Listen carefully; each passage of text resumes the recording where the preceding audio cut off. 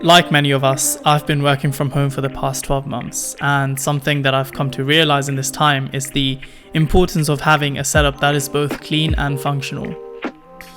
In my opinion, this will lead to better productivity, and having a setup that is aesthetically pleasing not only means you're more likely to return to it, but also it means you're more likely to enjoy the process.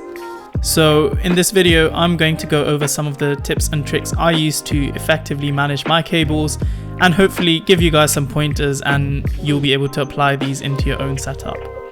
Before we begin, it's important to go over some of the tools you'll need. So in the next couple of clips, I'll go over my personal recommendations and how you can use them. So first up, we have some multi-purpose cable clips, and I find these really useful in a scenario where you need to constantly attach or detach a cable. So the way I use them is to have the charging cables for my phone and my laptop underneath the desk, and I can simply pull them out and plug them in when I need them. So next up, we have some industrial grade Velcro, and this is by far one of the most important things I've done for this setup. I personally use these to hang the power brick as well as the headphones, completely negating the need for a separate headphone holder. In the past, I've used 3M tape for the same purposes, and it's always let me down, and I find that as it heats up, it loses its adhesive qualities, but this won't do that because it's Velcro. Just to show you guys how strong this thing is, have a look at these floor to ceiling blinds which I've put up using only the Velcro tape. These have been up for a long time, and I don't think they're falling down anytime soon. Next up, we just have some generic cable ties which are really good to bunch cables together.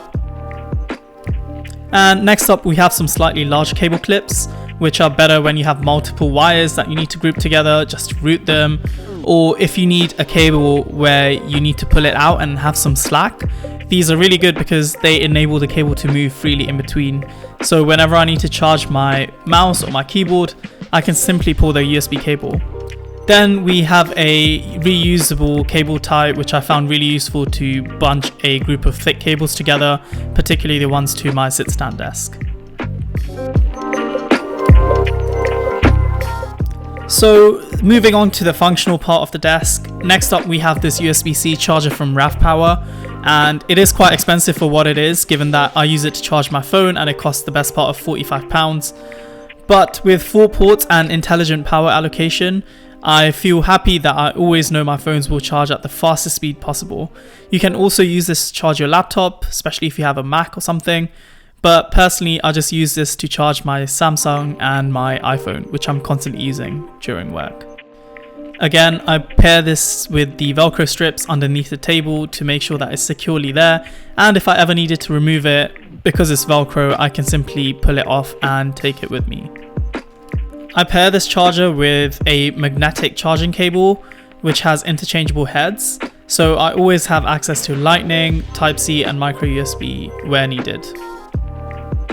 Now that we have everything we need for the job, we can start managing these cables. So I would start off by letting everything hang loose so you can figure out what needs to go where, and the next step would be to mount your power brick. So do this in an orientation that makes sense and that does look aesthetically pleasing. And remember, because you're using Velcro, you can always move it around. In the next clip, you'll see how I hung my headphones to the bottom of the desk using just a small bit of Velcro. It's very effective and it puts the cable out of the way. The next part is fairly straightforward. Just make sure you're managing all the cables based on the tools that you have. Try to be neat and deal with the thickest cables first, and deal with the thinner ones such as your mouse and your keyboard last. You should end up with something that looks like this. It doesn't matter if it looks messy because out of sight, out of mind. You can be really anal about it if you want, but I chose not to. Here are the cables which I mentioned earlier for charging my phone and my laptop. I do have two just so that I can get 2 devices charged simultaneously. Here are the magnetic heads for the different cables, as I mentioned earlier.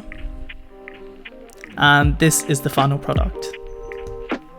Some honourable techniques that didn't make it because they weren't relevant to my setup include drilling a hole next to your keyboard to make sure the wire can go underneath the table, And equally, if you have a PC that's not on your desk and to the side, make sure you invest in some cable sleeves to group the cables together and have one thick bunch, as opposed to several cables. If you really care about aesthetics, I do recommend investing in a good wireless keyboard and mouse. I absolutely love mine and charge them once a week, and I'm good to go for the rest of the week. As you can see, the magnetic cable simply snaps on, and if you need to leave your desk with your phone in your hand, you can simply snap it off and just walk away. Feel free to add any personal touches to the setup at this point. I've got this Bakur burner which smells really nice and helps me concentrate.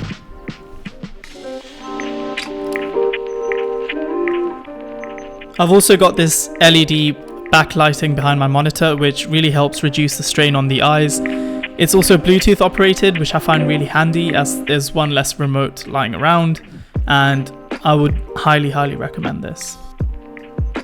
And to help with the mood lighting, I've also got my Philips Ambilight TV.